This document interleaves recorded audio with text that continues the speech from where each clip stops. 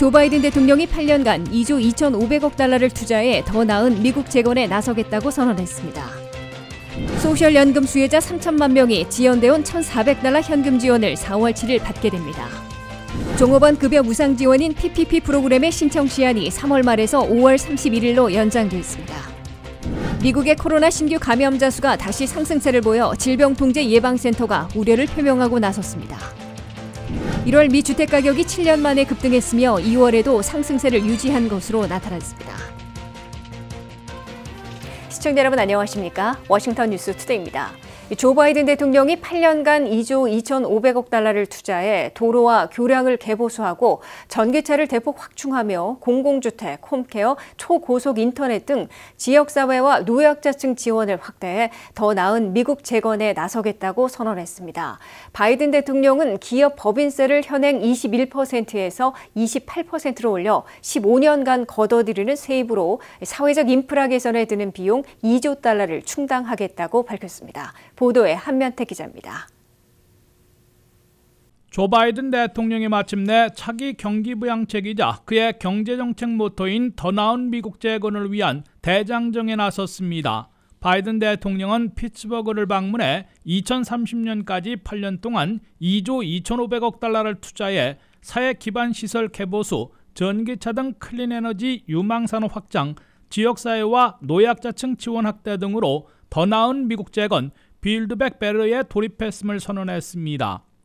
바이든 플랜에 따르면 2조 2,500억 달러 중에서 1,150억 달러를 투입해 미 전국의 도로 2만 마일과 교량 10,000개를 개보수 또는 확충하게 됩니다.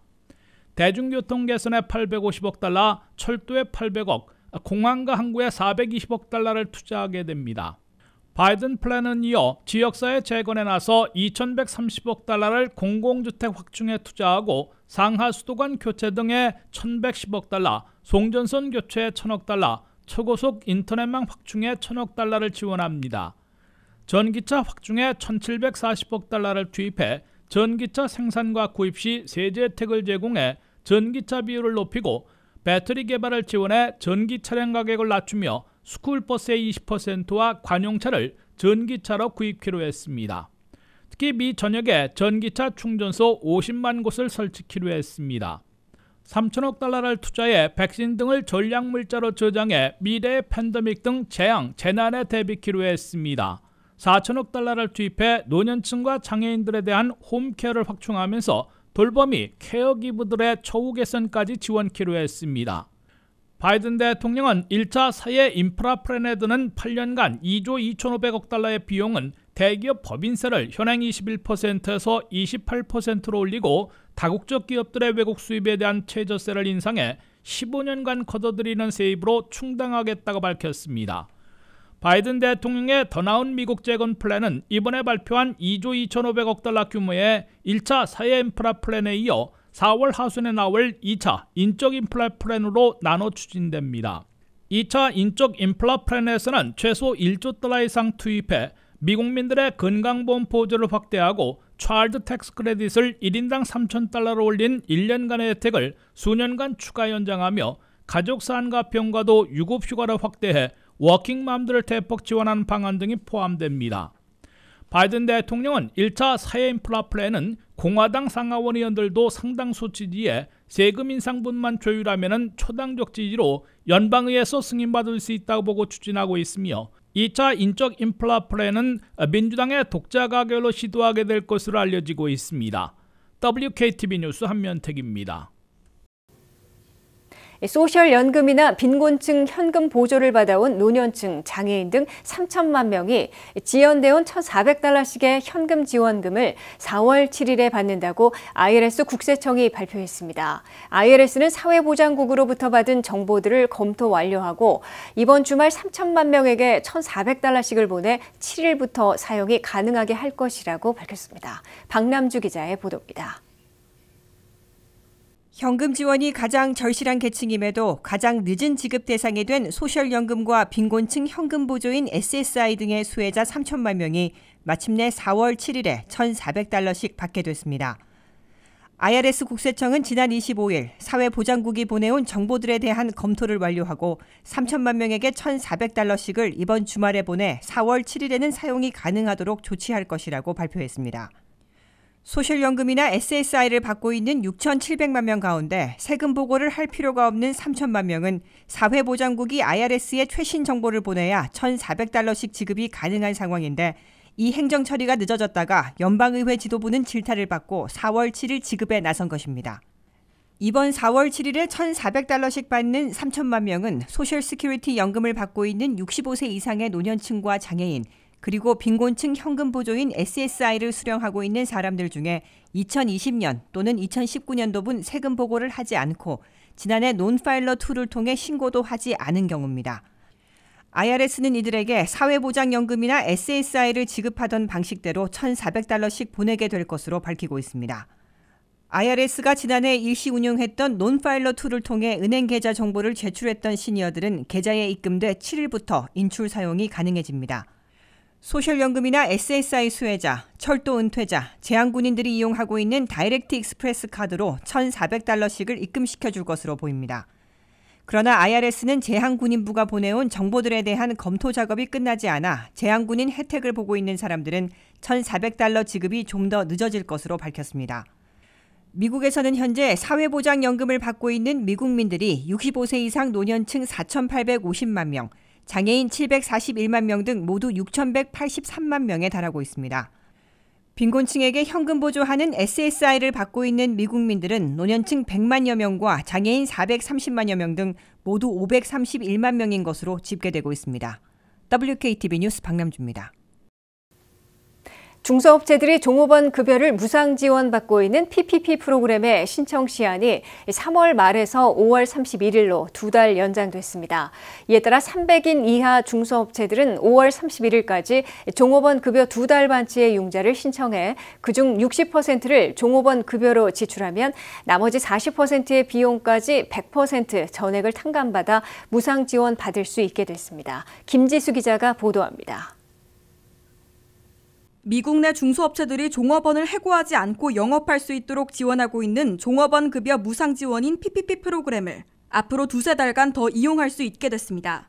중소업체들이 종업원 급여를 무상 융자받아 사업체를 지탱하고 있는 PPP 프로그램을 신청할 수 있는 시한이 당초 3월 31일에서 5월 31일로 2달 연장됐고 6월 말까지는 승인받을 수 있게 됐습니다. 조 바이든 대통령은 종업원 급여를 지원해주는 PPP 프로그램의 신청 시한을 5월 31일로 연장하는 법에 서명해 발효시켰습니다.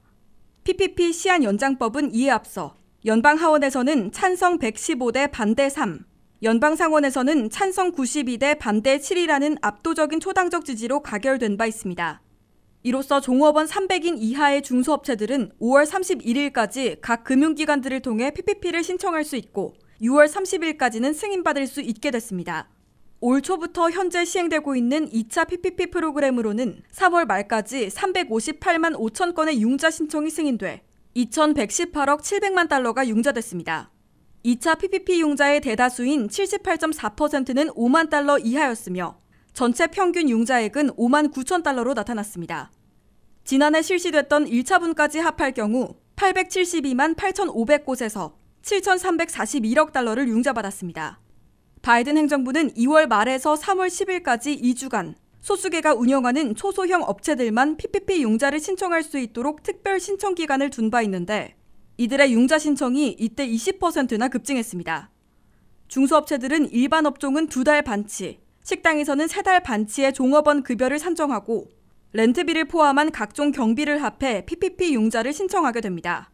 PPP를 승인받아 융자금의 60%를 종업원 급여로 지출하고 40%를 비용으로 쓴 것으로 입증하면 융자금 전액을 탕감받게 돼 사실상 무상융자로 이용하고 있습니다.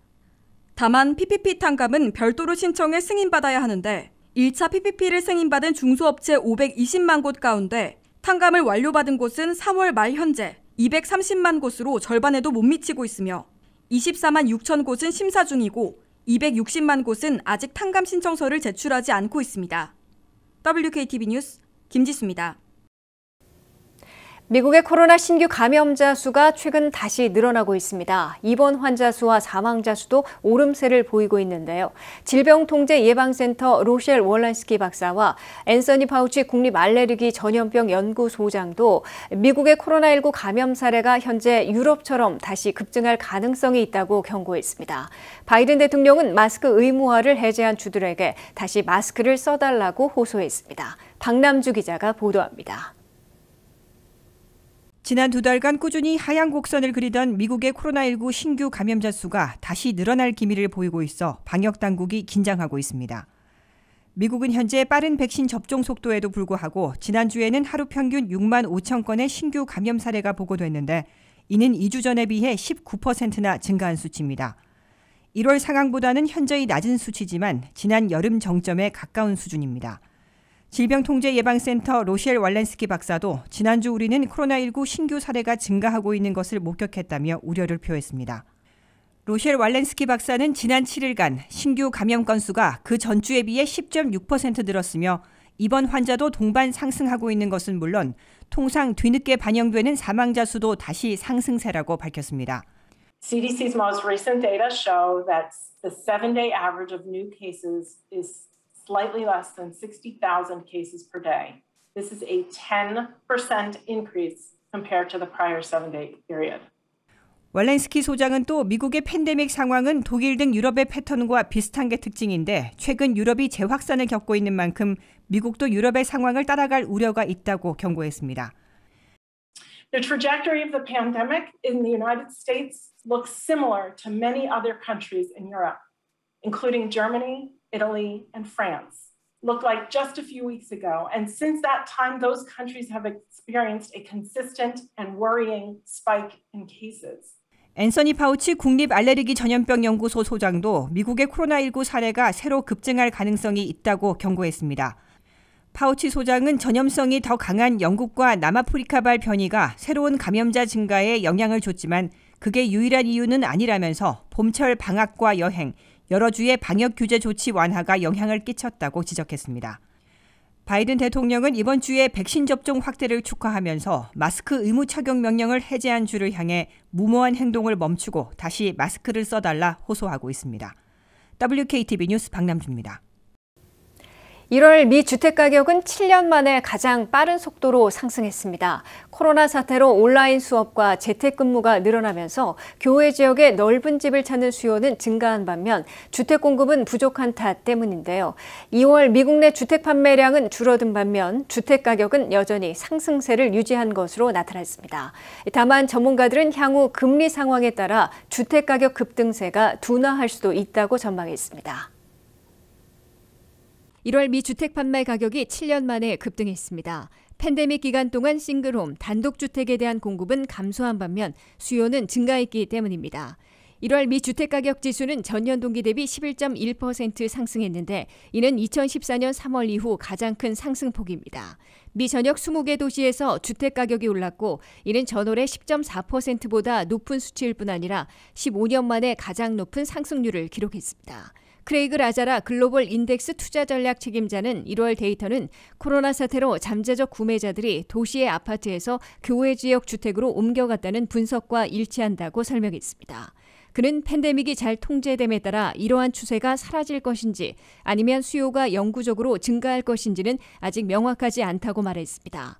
지난해 기준 4년 연속 최다 인구 증가율을 보인 애리조나주 피닉스의 집값은 전년 동기 대비 15.8%나 급등해 가장 높은 상승률을 기록했고 뒤를 이어 워싱턴주 시애틀이 14.3%, 캘리포니아주 샌디에고가 14.2%를 기록했습니다.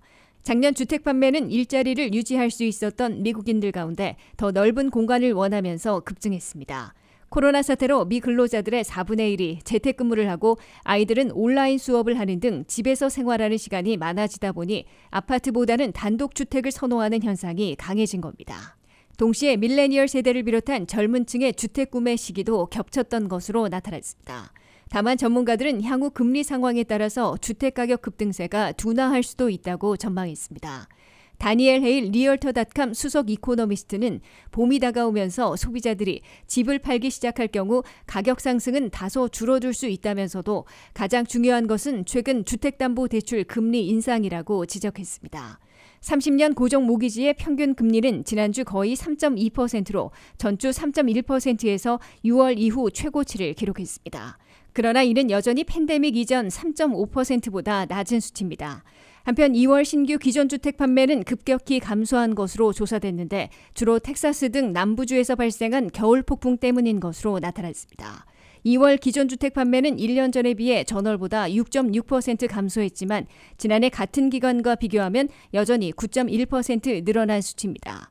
2월의 기존주택 가격은 상승세를 유지했습니다. 기존주택 판매 중간 가격은 31만 3천 달러로 전년 같은 기간에 비해 15.8%나 상승한 것으로 나타났습니다. 이 같은 가격 상승세가 유지된 것은 거래는 활발하지만 매물이 부족하고 최근 고가 주택 판매가 늘어난 탓인 것으로 분석됐습니다.